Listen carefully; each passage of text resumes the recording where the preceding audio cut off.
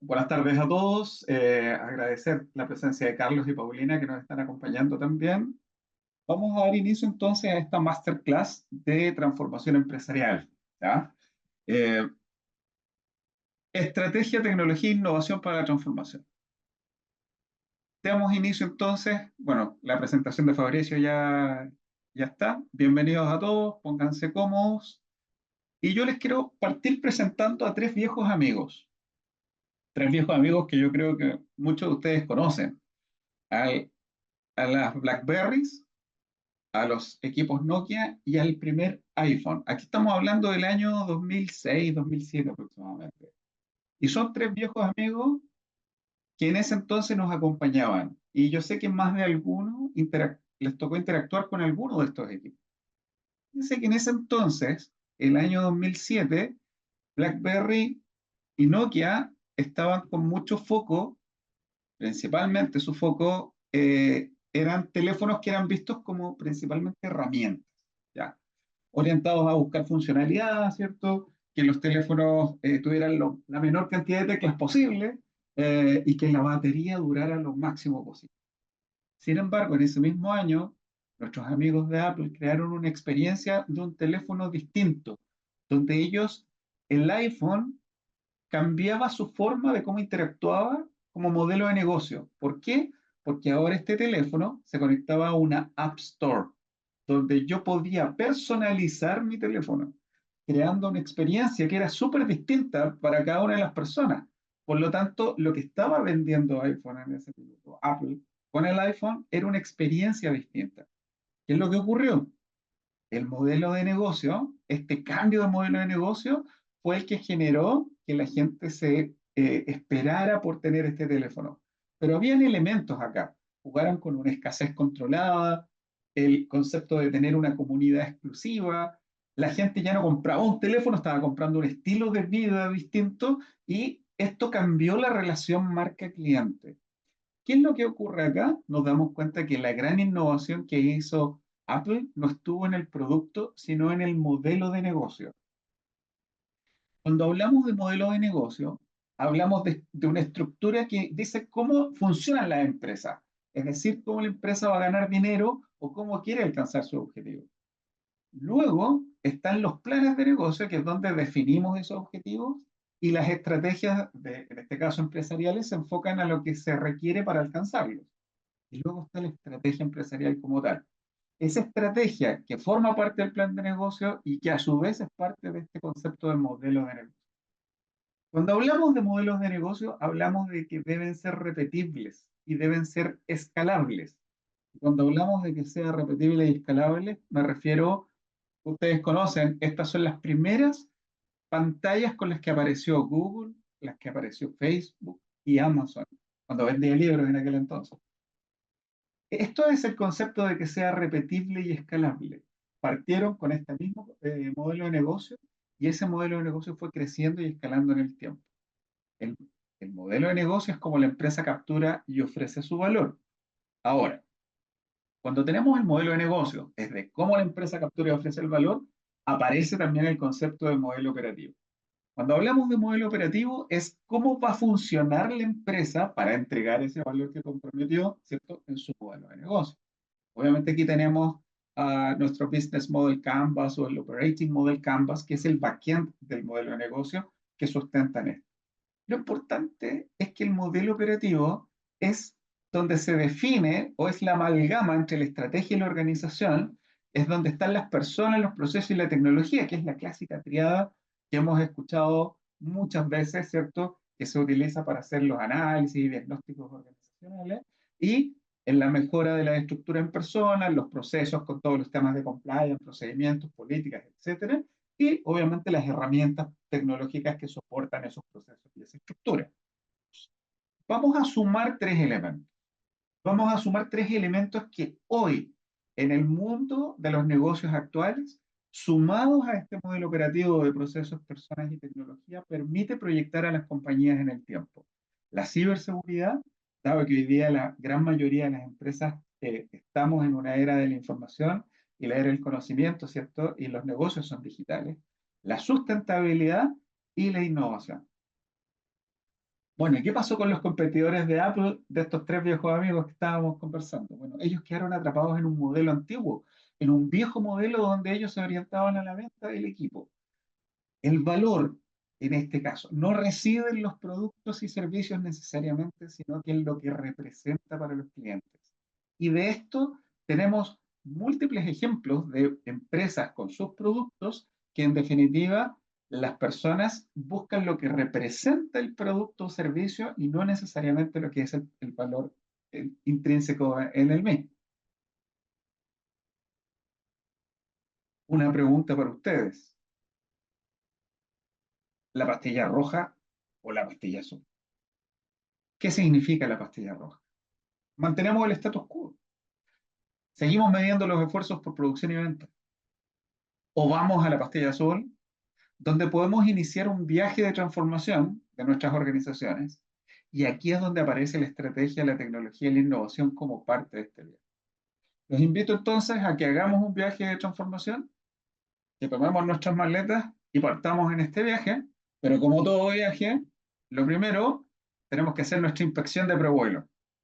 ¿Qué es lo que vamos a identificar como los principales elementos de un viaje de transformación? Estos elementos son algunos, y dentro de este está la visión estratégica, todo el tema tecnológico y la innovación continua, pero también está la alineación del negocio, está el trabajo colaborativo de las personas, ¿cierto? Está el desarrollo de las personas, porque hay skills nuevos que deben adquirir. El concepto de gestión del cambio, dado que un proceso de transformación es un cambio y hay que gestionarlo como tal. La gestión de los riesgos, la flexibilidad y adaptabilidad de las personas y la comunicación como uno de los grandes elementos de todos los procesos de transformación. Hablamos entonces primero de estos tres elementos que comentaba incluso en el título de la masterclass, la estrategia. La estrategia empresarial es la base de todas las organizaciones. Y hoy día, dada el modelo de nuevos negocios que vivimos, que es bastante más de incertidumbre, es la que nos permite hoy día flexibilidad y adaptación al entorno. ¿Por qué es importante la estrategia empresarial? Primero, porque forma parte de nuestro plan de negocio. Segundo, porque nos da a conocer nuestros verdaderos puntos fuertes y débiles que debemos trabajar como organización. Y obviamente, al dar visibilidad, las actividades empresariales se vuelven mucho más eficientes y eficaces. Ahora, la estrategia empresarial son decisiones y acciones. Una estrategia bien definida facilita mucho la comunicación. Y acá es donde tenemos algunos modelos que podrían incluso ayudarnos a este proceso de definir una estrategia empresarial, ¿sí? Ahora, la estrategia tecnológica también es relevante porque aquí es donde mezclamos cómo vamos a utilizar la tecnología para cumplir con los objetivos empresariales. Desde ahí nace la razón de tener una estrategia de tecnología.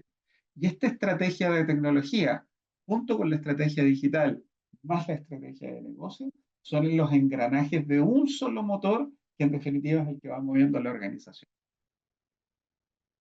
Debe existir alineamiento del negocio y las tecnologías de información. Este alineamiento es cuando integramos en las operaciones de TI los objetivos comerciales. Sabemos que las organizaciones y las áreas de negocio tienen roles y propósitos que son distintos a los de eh, las gerencias de tecnología. Sin embargo, los objetivos son comunes, los objetivos de negocio, los pilares estratégicos, los drivers. Históricamente, todas las unidades de negocio y gerencias en las distintas organizaciones trabajan como silos, y eso es algo que ocurre en forma natural. Justamente hoy día hay un cambio de esa tendencia a que haya un trabajo mucho más colaborativo y de relacionamiento entre estas unidades de negocio. Algo que también ayuda y fortalece estos procesos es tener una hoja de ruta, un roadmap. ¿Qué es lo que es esta hoja de ruta? En definitiva, yo tengo actividades y tengo tiempos y debo tener la capacidad de priorizar estas actividades en el tiempo desde la perspectiva con una visión estratégica, y esto va a tener una serie de beneficios. Por ejemplo, a través del roadmap yo puedo transmitir los objetivos de manera clara y todos van a ver exactamente lo mismo, saber dónde vamos en el tiempo y lo que viene hacia futuro. De esta manera podemos navegar, ¿cierto?, en este mundo de nuevos negocios donde hay mucha más incertidumbre. El segundo tema que conversábamos en nuestra clase es la tecnología. La tecnología es el motor de la innovación, es un activo estratégico. Ya deja de ser visto como un gasto para convertirse en uno de los pilares de los procesos organizacionales. ¿Qué es lo que hace la tecnología? En definitiva, apalancar el modelo operativo, soportar en ese concepto de procesos, personas y tecnología y ayuda a crear este valor sostenible. Hoy día es un imperativo estar a la vanguardia en las tecnologías, ¿cierto? O en las tendencias tecnológicas. Ahí pueden ustedes ver en el listado que aparecen múltiples tendencias. Y esas tendencias obviamente las vamos viendo cada vez con mayor nivel de desarrollo. Quantum computing, tenemos autos autónomos, robótica, entre otros. Y ahí, cuando empezamos a identificar que la tecnología avanza a pasos mucho más agigantados de lo que podemos detectar, viene un cambio. Y pasamos de decir, no me encuentro bien, voy a ir al médico, a me llamó el médico, dice que no me encuentro bien. Ahí es donde nos damos cuenta que la tecnología ya está y ya forma parte de la digitalización y tecnologización de muchos de los procesos que tenemos. La inteligencia artificial, sin duda, es una de las grandes tecnologías disruptoras que está entrando con mucha fuerza en diversos campos. Acá las organizaciones tienen un desafío de aprender sobre esta tecnología y ver cómo la incorporan en sus actividades del día a día. Ahí, por ejemplo, parte del Estudio Nacional de Tecnologías de Información del CETIUC habla, por ejemplo, de los principales casos de uso y qué ha pasado con el presupuesto de la inteligencia artificial en nuestro país. Los principales casos son servicio al cliente, operaciones de servicio y todo lo que es predictivo de intervención como servicio. Y el presupuesto de la inteligencia artificial del 2023 al 2024 subió prácticamente un poquito más de 3 puntos en esta tendencia. Vamos a ver cómo salen los resultados de la encuesta 2025. La inteligencia artificial entonces está para optimizar procesos, está para aumentar productividad. Un mensaje de HBR, de nuestros amigos de Harvard Business Review. Durante la próxima década, la inteligencia artificial no va a reemplazar a los líderes, pero los líderes que usen inteligencia artificial van a reemplazar a los que no. Este mensaje fue escrito el año 2017, hace 8 años. Tercer pilar, innovación. La innovación no solo es tecnología, no se trata de crear algo desde cero y descubrir la pólvora. Acá también se trata de repensar cómo hacemos los procesos, cómo tenemos los productos. La innovación tampoco es un proceso aislado, se trata de crear cultura de innovación dentro de las organizaciones de manera de que esto fomente nuevas ideas y mejore los procesos de aprendizaje. La innovación es una herramienta de negocio. Hace muchos años, en los años 80, con una mirada de muy corto plazo, las inversiones que se hacían en Norteamérica trataban de cumplir las exigencias de Wall Street, de su bolsa. ¿Y qué es lo que ocurrió en ese tiempo? Una invasión de inversiones desde Japón. ¿Qué es lo que estaban haciendo los japoneses en los años 80? Habían creado un concepto, que era tomar lo que ya existía y mejorarlo, con manufactura eficiente, con modelos de cooperación y con cultura de largo plazo, lograron en una de las industrias íconos de Norteamérica posicionarse, penetrar y posicionarse, que fue la industria automotriz. ¿Cuál fue la respuesta de Norteamérica 10 años después? Empezar a invertir en tecnología, en mercados de capitales y en una flexibilidad cultural, lo que terminó en la creación de lo que conocemos como modelos de startup, agilidad y eficiencia, más conocido como Silicon Valley, que hasta el día de hoy, ¿cierto?, da sus frutos. ¿Qué pasaba en nuestro país en ese entonces? En el año 92, 93, bueno, estaba partiendo el Internet en nuestro país, en Reuna, en febrero del año 92, y ya en mayo del año 93 ya se estaba difundiendo Internet en nuestro país. La innovación en el mundo es interesante porque uno empieza a identificar los 100 principales países que están en innovación. Chile aparece como uno de los top 3 en nuestra región. Sin embargo, hay que poner atención, hemos perdido más de 10 puntos de competitividad en ese listado. Estábamos en el lugar 41, 42, y ahora ya vamos en el 52, 53. ¿Qué es lo que pasa aquí? Las grandes empresas y corporaciones siguen con muchos dilemas en cuanto a innovación. ¿Cómo lo hacemos escalable? El tema de los costos, los permisos, el compliance, etc. Pero vienen los disruptores digitales y crean modelos de negocio y nuevas realidades para todos. Entonces, ¿qué es lo que ocurre? Que la verdad es que si no nos reinventamos o no nos ponemos a tono, la historia ya nos está diciendo. Hay múltiples historias de empresas que no lo vieron venir. El ejemplo de Blockbuster, Kodak, Olivetti, entre otras. Tomemos el ejemplo de la industria que yo les comentaba hace un rato, de la industria automotriz, una de las industrias importantes, incluso la industria automotriz en Alemania, que Alemania es el motor económico de la Comunidad Europea, hoy día está dando algunos problemas importantes en esa economía. La electromovilidad en el mundo hoy día la podemos encontrar en una serie de marcas y empresas que están invirtiendo fuertes sumas de dinero en investigación y desarrollo para la electromovilidad. Pero cuando vamos a la electromovilidad en China, pasa algo curioso. Están todos en eso hace mucho tiempo. Y ahí es donde nos damos cuenta que la tecnología habilita la exponencialidad. Y los conceptos de investigación y desarrollo son mucho más relevantes de lo que nosotros pensamos. Hoy día, si miramos la tendencia de la investigación y desarrollo desde el 2007 al 2024, hay dos puntos de inflexión. Uno, en el año 2008-2009, con la crisis subprime, que ocurrió hace mucho tiempo, la crisis asiática, que eso golpeó también los procesos de investigación y desarrollo. Y luego tenemos 2019-2020, obviamente, nuestro eh, querido COVID, que fue la pandemia, que también golpeó a los procesos de investigación y desarrollo. Y en el resto de los años vemos una tendencia a hacer fuertes inversiones, ¿cierto?, en estos conocimientos científicos y técnicos y cómo esto se puede aplicar también en otras áreas. Las empresas, entonces, para mantenerse competitivas y relevantes en el tiempo, deben desarrollar estrategias innovadoras. Y la innovación estratégica es el proceso de identificar estas oportunidades y anticipar esas tendencias. Ahora, contar con herramientas y metodologías para este proceso también es relevante.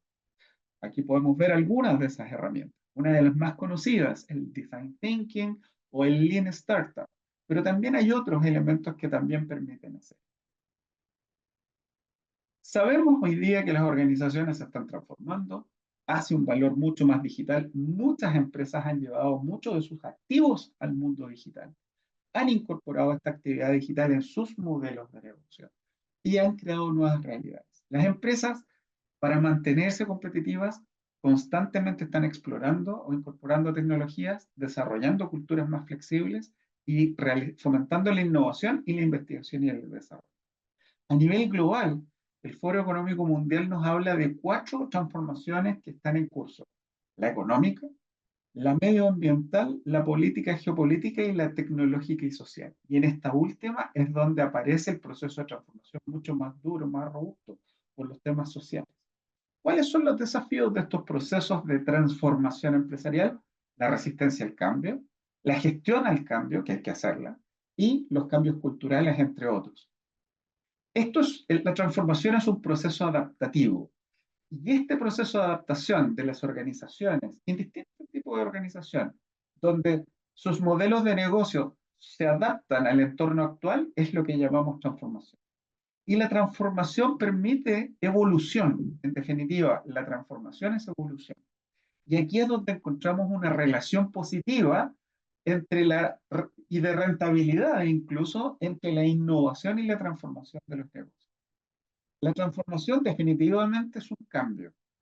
Y en todos estos cambios las personas siempre están en el centro. Ahora, las organizaciones solo cambian o se transforman cuando las personas lo hacen. Descubrimos entonces que hay 3 grandes pilares del proceso de transformación. Y estos pilares son los que acompañan estos procesos junto con lo que estábamos conversando hace un rato, ¿cierto?, de los principales elementos. El primero es el liderazgo, el segundo es la cultura y el tercero es la innovación como una acción empresarial.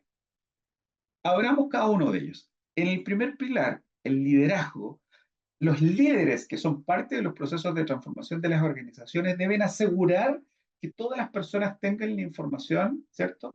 Mientras más información haya y mejor comunicación, menos incertidumbre y resistencia al cambio vamos a encontrar.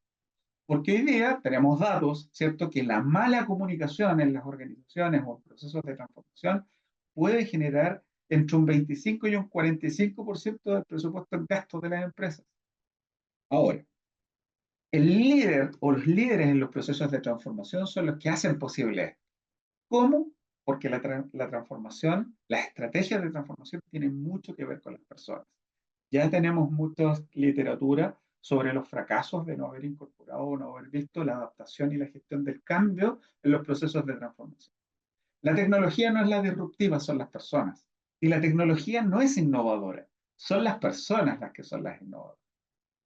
Desde esa perspectiva, identificamos ciertas habilidades directivas para los procesos de transformación. Comunicación efectiva, toma de decisiones, pensamiento y visión estratégica, integridad. Es decir, que los equipos siguen a los líderes, no a los jefes. Y eso es parte del proceso. Las habilidades digitales también son importantes para los procesos de transformación. Si estamos haciendo un proceso de transformación en un entorno digital, en un mundo donde los negocios hoy día son de la era de la información, hay algunos elementos que se deben manejar y conocer. No podemos hacer vista gorda de esto. Alfabetización digital, comunicación, creatividad, algún conocimiento de programación, entender lo que es la ciberseguridad y también la gestión basada en datos. Ya lo decía un conocido de todos nosotros, la innovación distingue entre un líder y un seguidor. Nuestro segundo pilar es la cultura. La cultura influye mucho en la disposición de las personas para adoptar nuevas tecnologías o para hacerlas parte de sus procesos. Hoy día sabemos que la tecnología es clave para el éxito de las organizaciones, para que puedan hacer sus procesos de transformación, para sacar adelante sus modelos de negocio y también justamente cumplir con la propuesta de creación de valor. La cultura organizacional, que son todos los valores, las creencias, las normas y las prácticas que tienen hoy día las organizaciones, es parte de este proceso. ¿Qué podemos copiar de la competencia? Todo, todo, excepto la cultura. Podemos copiar los computadores, la tecnología, los sistemas, traernos a las personas incluso. Pero esas personas de la empresa A que pasaron a la empresa B, la cultura de la empresa B es distinta a la cultura de la empresa A. Por lo tanto, la importancia de la innovación en la cultura organizacional es la innovación en este ámbito es donde se fomenta la creatividad y la experimentación. Aquí es donde la cultura empresarial innovadora, es decir, crear cultura de innovación, donde el proceso de innovación ya no es descubrir y crear algo desde cero, sino que repensar lo que ya tenemos, mejorarlo, entra en un proceso de innovación continua donde también podemos hacer mejora continua y mucha más colaboración entre los equipos. Les hablaba de la gestión del cambio como uno de los elementos o factores críticos de los procesos de transformación. Este es un enfoque. La gestión del cambio es una metodología y es un enfoque sistemático que se puede seguir justamente para acompañar los procesos de transformación, pero también para hacernos cargo de la resistencia al cambio. Hay múltiples modelos. Estos modelos son los que se abordan, ¿cierto?, en los procesos de educación que estábamos comentando al principio. Modelos como Kotter, Adakar o el de Lewin también son modelos a seguir y que se pueden profundizar. La gestión del cambio es importante, sin duda alguna, permite la adaptación a este entorno más dinámico que estamos viviendo hoy día y tiene beneficios desde las personas, pasando por la reducción de costos, la eficiencia, el mayor control y visibilidad. El concepto de adaptación al cambio, cuando ya los cambios y las transformaciones son casi evidentes, hay un proceso que es cuando nosotros como personas y organizaciones tenemos que moldear nuestros comportamientos en el nuevo escenario que se nos está presentando. Y la adaptación al cambio, más que la gestión, es una habilidad que hay que desarrollar.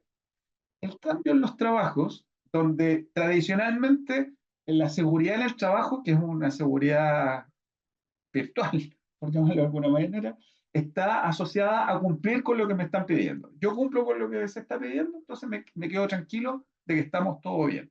Pero la verdad es que hoy día las personas deben estar mucho más abiertas al cambio y se tienen que liberar de ciertos elementos, paradigmas, prejuicios o modelos preconcebidos de cómo era antes, el famoso cómo era antes, o siempre lo hemos hecho así, justamente porque el entorno nos exige que debemos cambiar. ¿Pero qué tenemos que cambiar?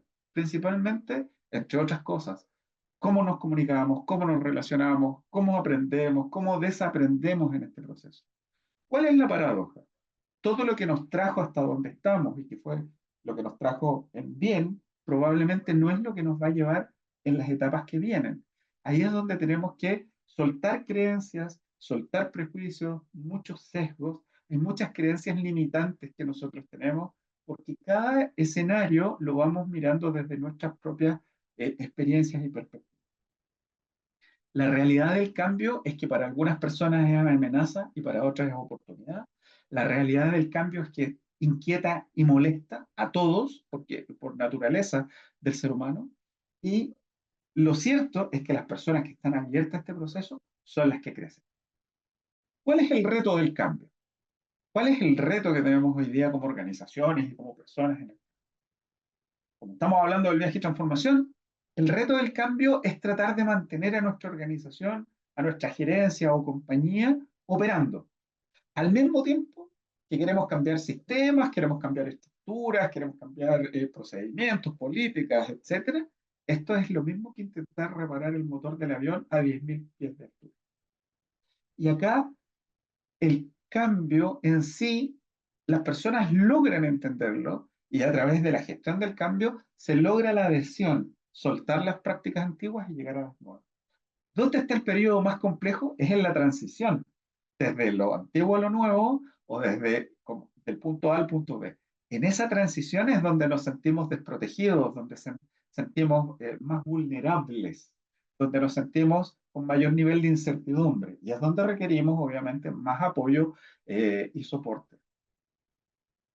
Un concepto importante de los procesos de transformación en la era en la que vivimos es el de adopción tecnológica.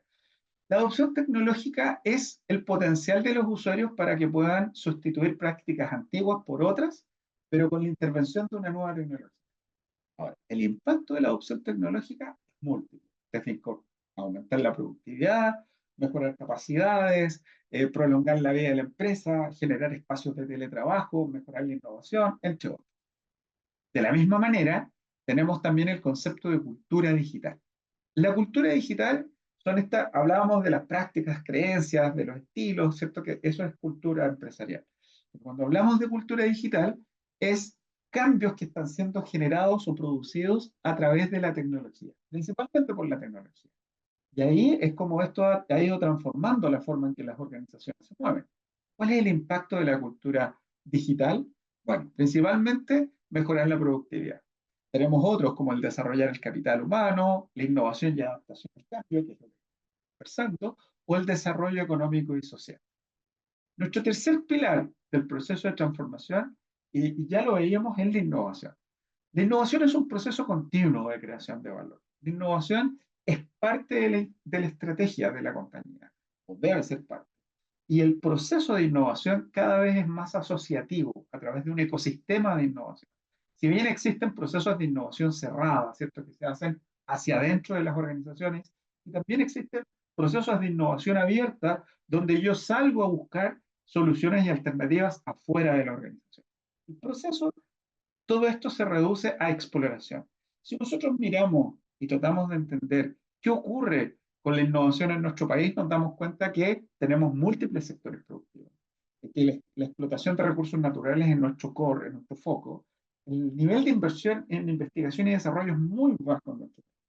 Y la descentralización es relativamente incipiente porque sigue ocurriendo que el 80-20 se sigue dando en la zona central.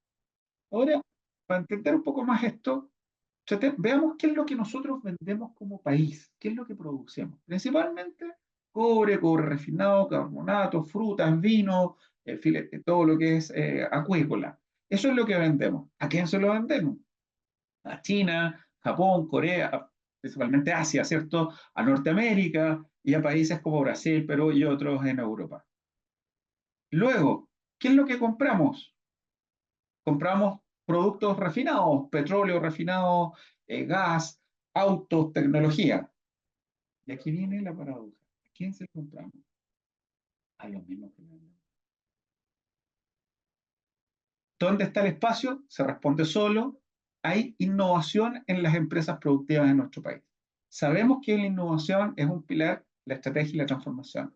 Y esto tiene que estar centrado en la creación de valor. Entonces, estos procesos tienen que asegurar el día a día, el presente en el corto plazo, pero construir el futuro para largo plazo. Y ahí es donde hablamos de innovación operacional e innovación más transformacional.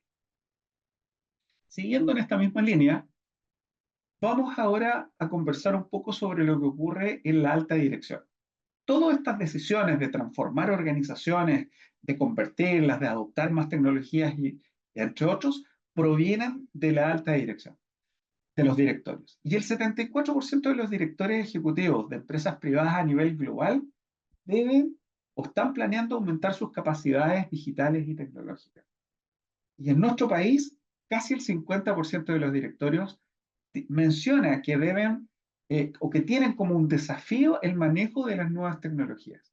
Aquí es donde nos damos cuenta que si todo parte en la cima, parte en el directorio, que son quienes marcan el ritmo de hacia dónde va la organización, ¿cierto? Porque por más que nosotros queremos ir, vamos en el avión, pero si el avión va, queremos ir a Miami, pero el avión se va a detener en Perú, el avión, porque el directorio dijo Perú, nos vamos a Perú, o sea, aquí no hay mucho que discutir. Sabemos que el directorio es el órgano de gobierno corporativo que supervisa y apoya a la gerencia en todo lo que corresponde y además representa a los accionistas.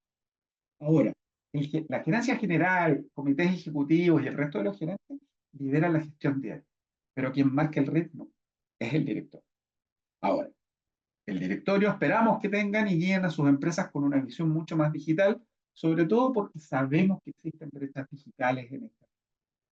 Solo el 19% de los directores independientes de las empresas de Standard Poor's 500 tenían experiencia en industrias tecnológicas.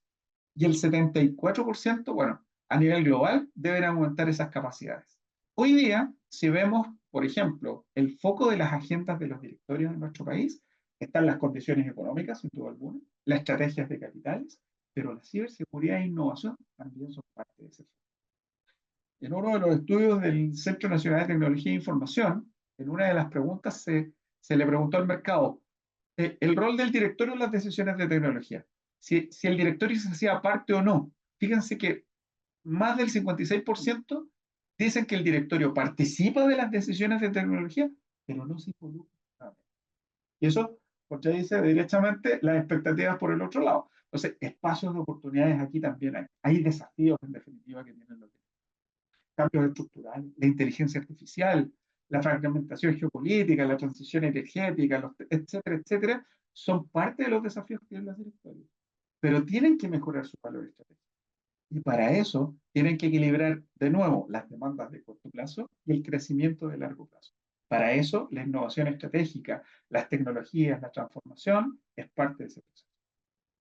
Siguiendo con nuestro viaje, cross-check y reportar. Vamos a hablar ahora de los riesgos. ¿Qué pasa con los riesgos? En todos estos procesos de transformación, la mayoría de las organizaciones miran los procesos o los cambios como lo hacen sus directivos y sus líderes. Y entendamos que los directivos y los líderes, ya hablamos del director, el resto de los líderes aprendieron management en el siglo pasado. Con esto no estamos diciendo que eso esté mal. Lo que estamos diciendo es que deben abrir el espacio para incorporar una visión actualizada justamente para fortalecer ese proceso, ese modelo de negocio. Pero en este concepto antiguo, el riesgo es sinónimo de cambio. Es decir, yo quiero hacer un cambio, automáticamente es un riesgo. Y si estamos cumpliendo, entonces somos estables. En ese escenario, lo más probable es que algo que no vemos venir nos termine absorbiendo. ¿Cuál es la clave en este proceso? Tomar decisiones de manera mucho más ágil, los roles y responsabilidades muy bien definidos y la tecnología y la innovación. Es parte de este proceso.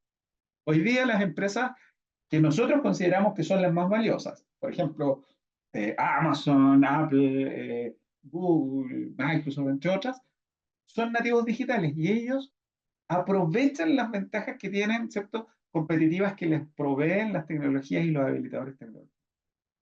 El resto de las organizaciones, ¿qué nos toca hacer? Tenemos que equilibrar entre la explotación, que es el día a día, la continuidad operacional, y la exploración para poder buscar una mirada más hacia el futuro. Lo que sí tenemos que tener claro es que las estrategias estáticas y tradicionales no son competitivas.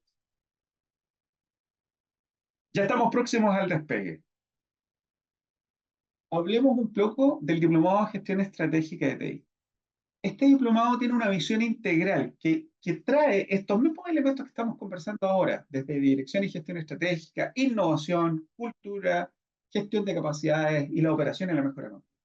Es un diplomado que fue rediseñado, esta es su octava versión. Este diplomado lo rediseñamos con los profesores y con el equipo de ingeniería de la UC, justamente para darle un tono mucho más contemporáneo, pero también estuvimos mirando qué es lo que había alrededor a nivel global respecto a estas temáticas.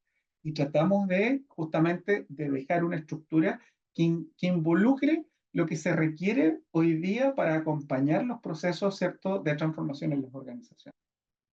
Este diplomado va a partir en mayo, tiene una modalidad online y una cantidad de horas bien interesante. El contenido del programa es el mismo que yo ya les estaba comentando, ¿cierto? Dirección y gestión estratégica, la innovación como pilar de la transformación, el desarrollo de la cultura organizacional para la transformación, que es parte de los tópicos que vimos acá, se profundizan mucho más en el diplomado, la gestión de capacidades organizacionales y la operación y mejora continua de servicios tecnológicos, ¿cierto? Con todos sus frameworks y metodologías. Bien, este es el minuto en el cual ya estamos en este proceso, ya estamos en este viaje, es momento para que se relajen y disfruten de este viaje de transformación.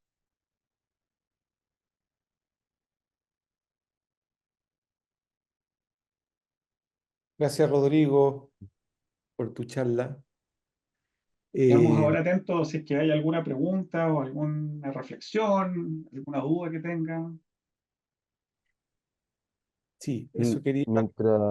perdón, Carlos, mientras le damos el par de minutos a los asistentes para que puedan formular alguna pregunta a través del chat, también les queremos recordar que el programa al que hacía alusión el profesor Rodrigo, el diplomado en gestión estratégica de tecnologías de información y comunicaciones, está con 30% de descuento para que todo aquel que esté interesado pueda hacer las consultas respectivas. Hay un equipo de ejecutivos de admisión que los va a poder orientar en todo el proceso de consultas para que puedan estar ahí revisando si están interesados en realizar alguno de nuestros programas.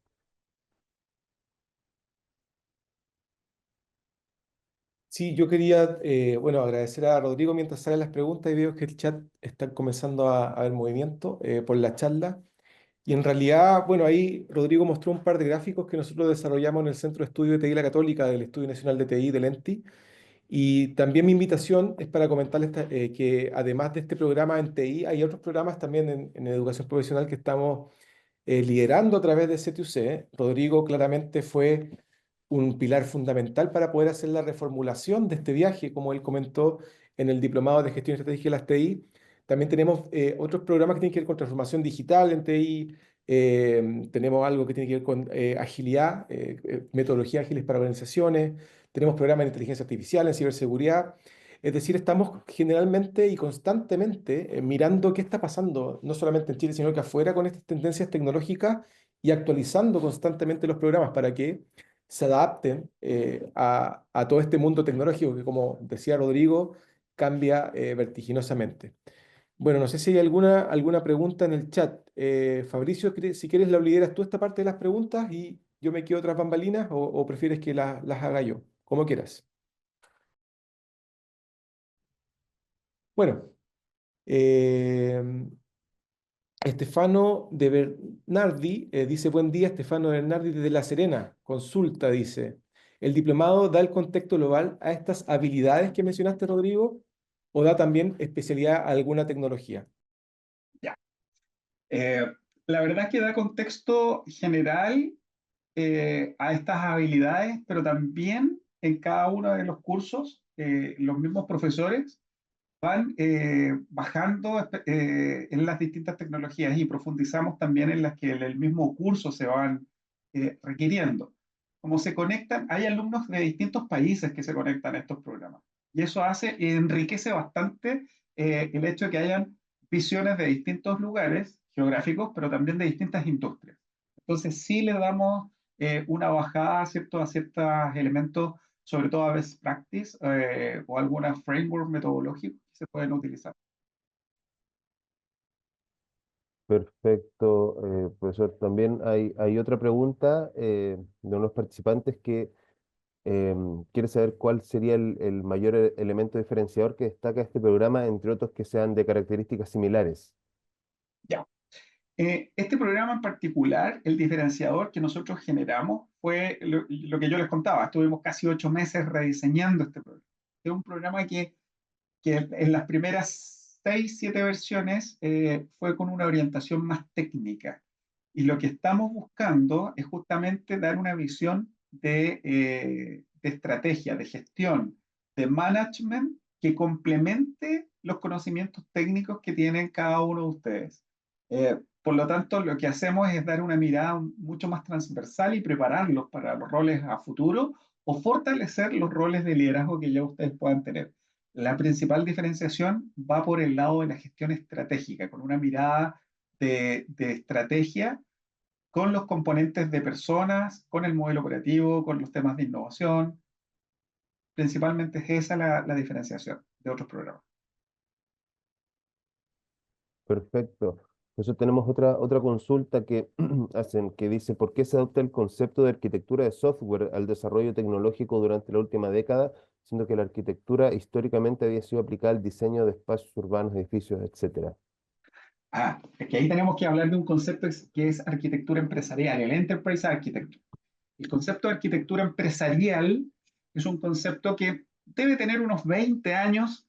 La verdad es que el concepto como tal debe tener unos 10, 15 años con fuerza. Hay metodologías como TOGAF, que son las más utilizadas, que sustentan este tipo de modelo. Y la arquitectura empresarial básicamente habla de cómo se debe alinear las capacidades tecnológicas con los objetivos de negocio. Y luego esas capacidades tecnológicas se abren en la arquitectura de datos, en la arquitectura de hardware, en la arquitectura del software, justamente para que toda la tecnología soporte los objetivos de negocio. Por lo tanto, el concepto es de arquitectura empresarial y la arquitectura, como les decía, de software, de hardware, de comunicaciones, está por debajo de este modelo que es el concepto de Enterprise Architect. Estupendo. Tenemos una pregunta de Ítalo Aguilar que dice que es una consulta más relacionada al mercado y que cuáles considerarían que son las industrias más rezagadas en términos de innovación en la actualidad. Ya, hay estudios junto con los estudios que hace el ENTI y también de otras organizaciones, nosotros hemos identificado que hay industrias que, si bien están un poquito más atrás en los procesos de digitalización y de innovación, igual están haciendo actividades, pero históricamente las industrias que están asociadas a lo que es manufactura, a lo que es producción, si bien es cierto, en la parte OT, que es el Operational Technology, hacen fuertes inversiones en tecnología, en el framework del ISA 95, son las capacidades, ¿cierto?, que definen esto, en algunos de esos niveles es donde siempre se van quedando un poquito más atrás y esas tecnologías no avanzan con la misma velocidad, por ejemplo, que están avanzando en IT algunas otras capacidades. Entonces, podríamos decir que en nuestro país e incluso en la región, industrias como, por ejemplo, la construcción, industrias como ciertas industrias de manufactura no tan avanzadas, se están quedando un poco más atrás en estos procesos o rezagadas en términos de innovación. Y eso tiene que ver mucho también con el entendimiento de lo que es la innovación, con saber que la innovación no es solamente crear algo y descubrir la pólvora, sino que también es repensar lo que estamos haciendo hoy día. Y que también existen otros elementos y que la innovación se hace como en un ecosistema de innovación. Muchas gracias, profesor. Y aquí por lo menos una última pregunta que hace referencia a cuál será el impacto de la inteligencia artificial en el mediano plazo, en las estrategias de negocios y su sostenibilidad en el largo plazo? Lo que nosotros hemos visto, estamos a puertas de sacar unos, ahí se está conectando, justo se conectó Francisco Valenzuela, que iba a comentar que estamos a puertas de sacar actividades que van justamente alineadas a fortalecer la inteligencia artificial empresarial. Nosotros, por los estudios y por la información que se ha recopilado, ¿cierto? Que lo ha hecho el mismo CTOC, se detecta que en el mediano plazo las organizaciones van a trabajar más en incorporar la inteligencia artificial para capturar valor. ¿En qué sentido? Eficiencia, eficacia, reducción de costos, visibilidad, mayor control. En el mediano y largo plazo, probablemente la sostenibilidad y con el uso de la eficiencia de los recursos, la eficiencia en las materias primas, la eficiencia energética, va a ir generando algunos elementos más de mediano o largo plazo.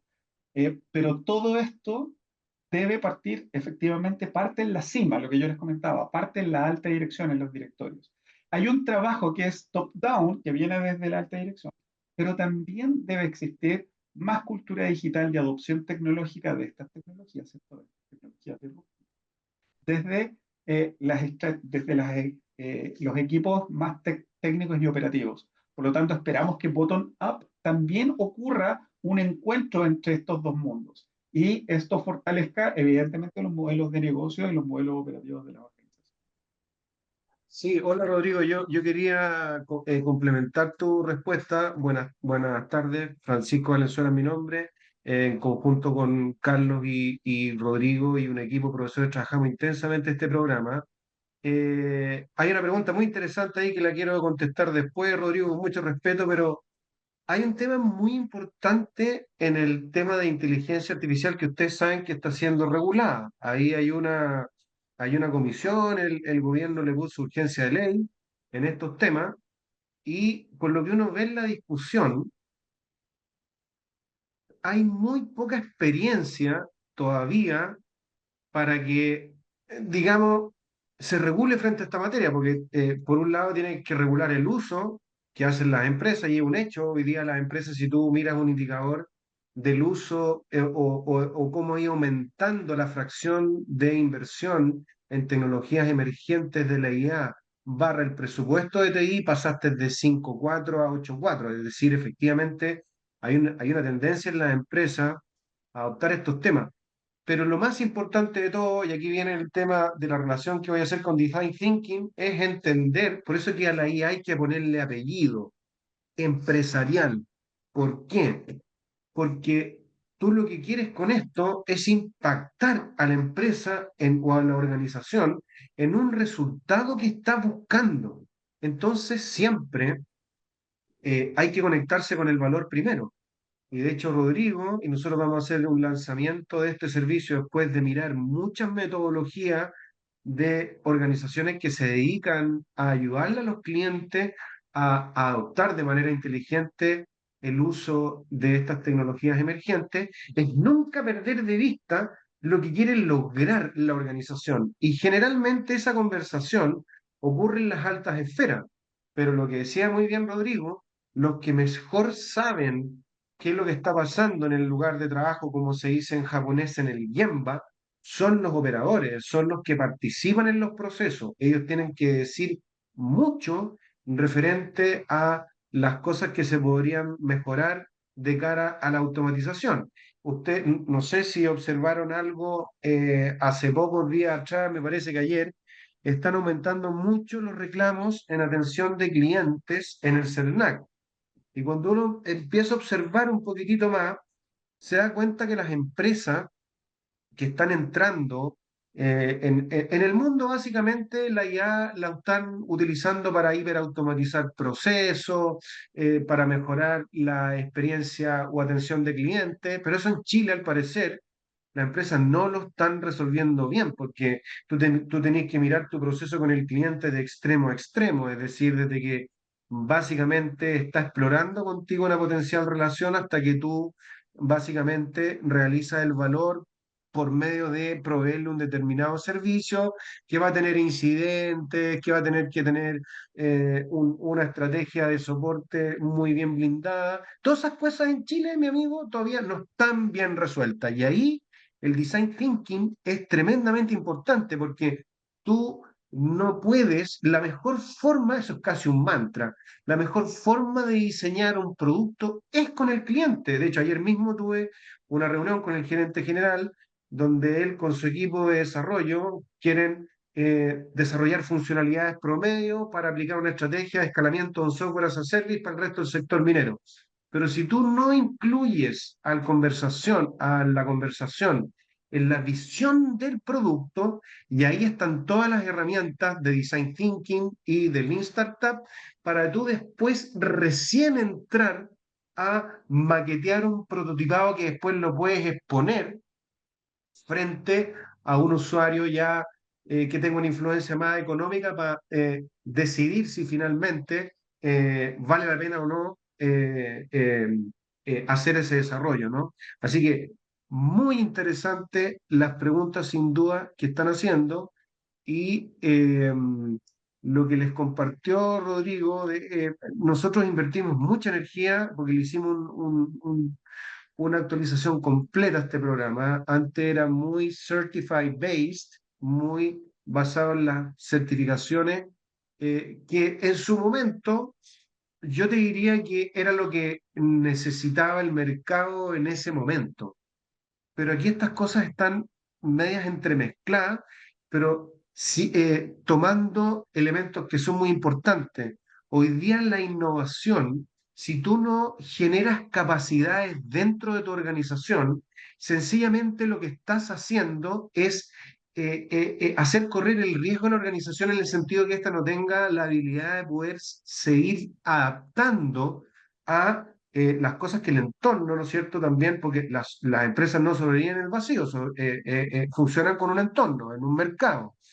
Y este mercado o este entorno donde está adscrita la organización está cambiando muy violentamente. Entonces, si tú no tienes buena cintura, ¿no es cierto?, para poder innovar rápidamente y transformar eso en eh, permearlo en la cultura para finalmente administrar esas capacidades que finalmente se van a traducir en soluciones co-creadas y que generan valor para toda una comunidad de partes interesadas. Entonces, la mirada esta es mucho más estratégica que el programa anterior, pero sin duda conecta también lo que de alguna manera pasa a nivel estratégico y cómo eso también conversa finalmente cuando tú tenés que administrar esto para poderlo llevar a la práctica. Eso era básicamente lo que yo quería compartir. Me entusiasmé Muchas bastante ahí gracias. con las preguntas. Gracias, Francisco. Muchas Ahí gracias. veo que hay un par más que las Sí, voy a comentar. Dice, ¿has visto conceptos de las clases aplicados en la industria de la salud, considerando que es una industria donde el uso de la tecnología es sumamente relevante? Efectivamente, en la industria de la salud hay frameworks como de trabajo, ¿cierto? Hay proyectos que se están haciendo en nuestro país, por ejemplo, en lo que es la interoperabilidad de las fichas de los pacientes. Son proyectos y son usos de tecnología que tienen que empezar a incorporarse en la industria de la salud. Los elementos de ciberseguridad, protección de datos, el uso de la nube y otros son parte de esto. HL7, por ejemplo, que es una de las definiciones o estándar framework para trabajar, cómo se traspasa la información, información que por lo demás es sensible, ¿cierto? Que es la información de salud de cada uno de nosotros. Por lo tanto, estos conceptos sí están aplicados en la industria de la salud desde la estrategia hasta la implementación. Otra pregunta: ¿por qué en Chile existe resistencia o reticencia, dice, a la innovación en las empresas? Generalmente los empleados disruptivos son estigmatizados y no existe una cultura de innovación abierta. Bueno, básicamente eso tiene que ver con cultura de innovación, con cultura digital, con adopción tecnológica de las organizaciones. La sensación de que la innovación es algo que está relacionado directamente con tecnología, el no conocer o entender que la innovación es un proceso continuo, la innovación es continua y que se debe crear también cultura de innovación dentro de las organizaciones. La innovación no es una persona dentro de la organización, no es una gerencia, no es un grupo. La innovación debería formar parte de la forma de trabajo del día a día, del ADN de las organizaciones. ¿Por qué existe esa reticencia a la innovación? Principalmente por falta de cultura, en este caso de las mismas organizaciones, o porque la cultura, las creencias, ¿cierto? Muchas de esas creencias y sesgos son parte también de las mismas organizaciones. ¿Qué papel Déjeme juegan? complementarle, profe. Adelante, Francisco, por favor. Mire, hay otra cosa que es muy profunda a partir de lo que señala el profesor Rodríguez, que tiene que ver qué se requiere para desarrollar una cultura donde podamos adaptarnos más rápido, ¿sí? Y en la pasada, generar valor a toda la comunidad de partes interesadas. Eso, bueno, Rodrigo también lo deslizó, pasa mucho por las capacidades que tengan los líderes, pero no de esos líderes con el paradigma antiguo del comando y el control, o el garrote y la zanahoria, sino que hoy día el líder tiene que ser capaz de inspirar a los demás a que se automotiven, autolideren, autoaprendan, etcétera. Es decir, tiene que ser un líder capaz de ver todo el potencial que tienen las personas dentro de sí, porque cada persona tiene su propio talento, su propio fuego interior, y el líder lo que hace más bien es ser muy capo o muy hábil para detectar tu habilidad intrínseca, ¿ya? Y te va a ayudar a desarrollarla y te va a ir dando esa autoridad, pero con responsabilidad. Esas cosas hoy día, con temas como el neuroliderazgo, hoy día, qué difícil es liderar a otros si tú no te sabes liderar a ti mismo. Hay que partir por ahí. Y para liderarte a ti mismo, tú tienes que tener definida una visión de ti mismo, porque si no, metodológicamente hablando, es un error. ¿Te das cuenta? Es decir, ¿sobre qué vas a desarrollar una cultura? ¿Para qué? ¿Sí? Eso está muy apalancado con la visión de la empresa. Y lo que más cuesta, hay dos modelos muy re buenos, el modelo de Barrett y el modelo de Kotter. El de Kotter parte por un dolor sentido común. Si los líderes no son capaces de mostrarle al resto cuál es ese dolor común y no lo hace sentir, es muy difícil o les va a ser más complejo eh, que se desarrolle en el lenguaje de este modelo una coalición para el cambio, ¿sí? Y de ahí para arriba uno ya puede empezar a escalonar en este modelo hasta llegar a cambiar hábitos, porque lo que tú finalmente, lo que está detrás de las culturas es los hábitos y los hábitos tienen que ver en cómo hacemos las cosas, no es más que eso. ¿Y qué papel juegan las metodologías ágiles? Muy interesante esa pregunta, porque lo que hacen es resolverle un problema de capacidad de adaptación, de velocidad de adaptación de la organización en su entorno escrito. Imagínense que este dedo que yo tengo hacia abajo es la capacidad que tienen las TI para generar soluciones de valor en el tiempo. Y este dedo de acá es la demanda de soluciones que tiene la organización en el tiempo para poder irse adaptando a ese entorno.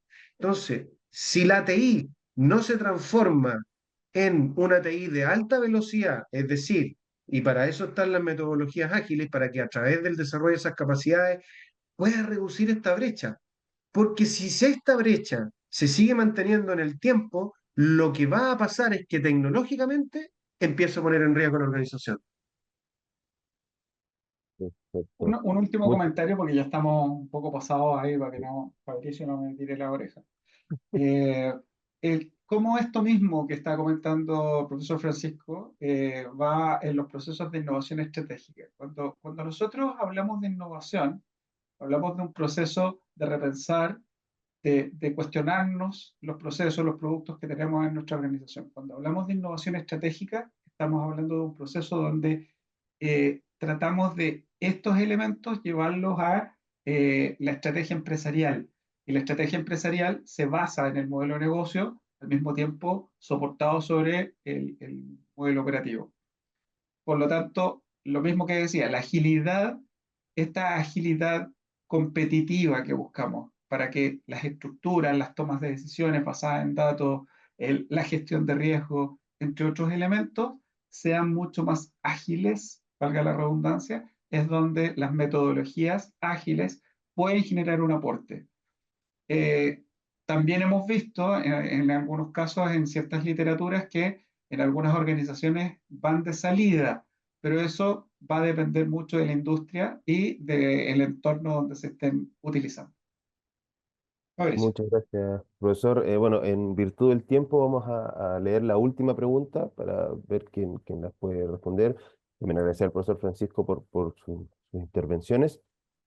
Bueno, dice, Chile ha invertido aproximadamente un 0,7% del PIB en innovación durante la última década versus Nueva Zelanda, que invierte un 7% del PIB en innovación y desarrollo. Las diferencias están a la vista.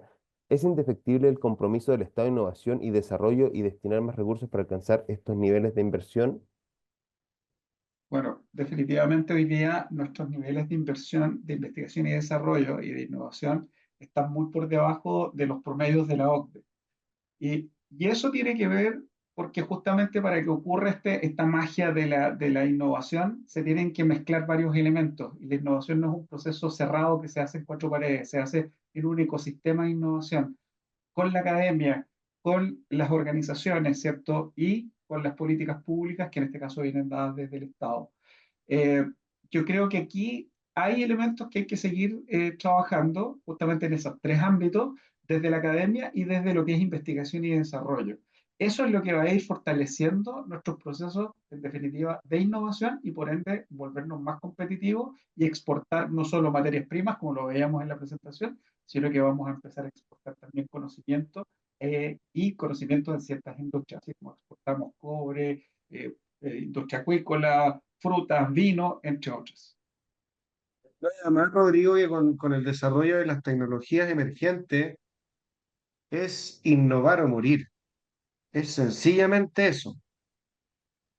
Entonces, lo que hay que hacer ahí, y tú tenés mucha experiencia en eso, Rodrigo, porque tú lo hiciste en una organización muy grande, cuando uno no tiene, adolece de una capacidad organizacional, lo que tú tienes que empezar a hacer es creando un pequeño centrito de competencias, donde invitas a otro, empezáis a comprar equipitos, Lenovo con tarjeta RTX no sé cuánto, para que empiecen a jugar con modelos locales, te juntáis con una organización que usó un modelito parecido para automatizar un proceso, empezar.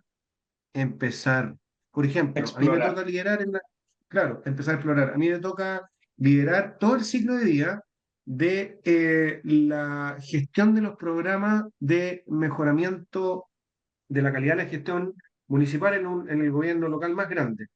Y fíjate que tiramos tres PMG bastante simples. Uno, que la dirección de tecnología eh, explorara a nivel general todas las oportunidades posibles beneficiosas para la gestión municipal, vinculado con el uso de tecnologías emergentes, sobre todo RPA más inteligencia artificial, porque ahí puede hiperautomatizar, pero también se puede usar para otras cosas. Y, y forzamos, es decir, ya este PMG fuerza a la organización a explorar el uso. Eso ya es valioso y es por donde uno tiene que empezar a hacer un descubrimiento de cómo estas cosas te pueden servir para la organización. Así que, y bueno, ahí tú, Rodrigo, tenés harta experiencia, pero es la forma de empezar. Si la organización no te quiere pasar la plata, igual hay formas de empezar a hacer mini laboratorios y empezar, pero hoy día las empresas se están dando cuenta del valor que tienen las TI. Y claro, bueno, un gerente general de repente a mí me ha pasado y dice, oye, pero ¿por qué estos gallos son tan caros? Bueno, porque yo creo que la pandemia sirvió mucho para que los CEOs, los gerentes generales se dieran cuenta que esta cuestión realmente es un motor de desarrollo para la organización. Ya, no hablo más, Rodrigo, porque yo me entusiasmo mucho con estos temas. Sí, estamos medio pasados. Gracias, Francisco. Bueno, Fabricio, profesor, muchas gracias. Antes de dar cierre, me gustaría saber si alguno, profesor Francisco, Rodrigo o Carlos, quieren dar un último breve comentario para dar ya el cierre a esta masterclass. no, por mi parte solo agradecer a todos los que se pudieron sumar. Espero que les haya gustado esa pincelada del programa del diplomado y los dejamos a todos cordialmente invitados a que puedan explorar el programa y participar y nos vemos en mayo en el inicio del mismo, del programa. Gracias. Gracias a todos por participar. Ahí los chicos de educación profesional dejaron el link hacia algunos programas, así que los invito a que lo revisen, a registrarse. Hubiera sido muy bueno haber visto el nombre de algunas personas que aparecían como participante P, pero bueno, vamos a estar contactándolos más adelante para otras masterclasses y otros webinars, así que ahí atento a las redes sociales, principalmente LinkedIn y a sus correos electrónicos. Y Francisco. desde ya, si quieren que le hagamos alguna charla interna en su empresa sobre algún determinado tema, esas cosas también las podemos hacer. Sí, y bueno, por último Muchas recordar, gracias. informarles a todos que les va, posteriormente a la masterclass, les va a llegar una carta donde van a poder acceder a la grabación completa de esta masterclass para que la puedan revisar más en detalle cuando dispongan del tiempo, como también información van a poder acceder a información del programa de los que están, como comentan, en descuento hasta el 31 de enero, y también, como decía el profesor Carlos, seguirnos en nuestras redes sociales para que puedan acceder a las próximas masterclass e información relevante de los programas. Muchas gracias por todo y que sea una muy buena tarde. Gracias a todos.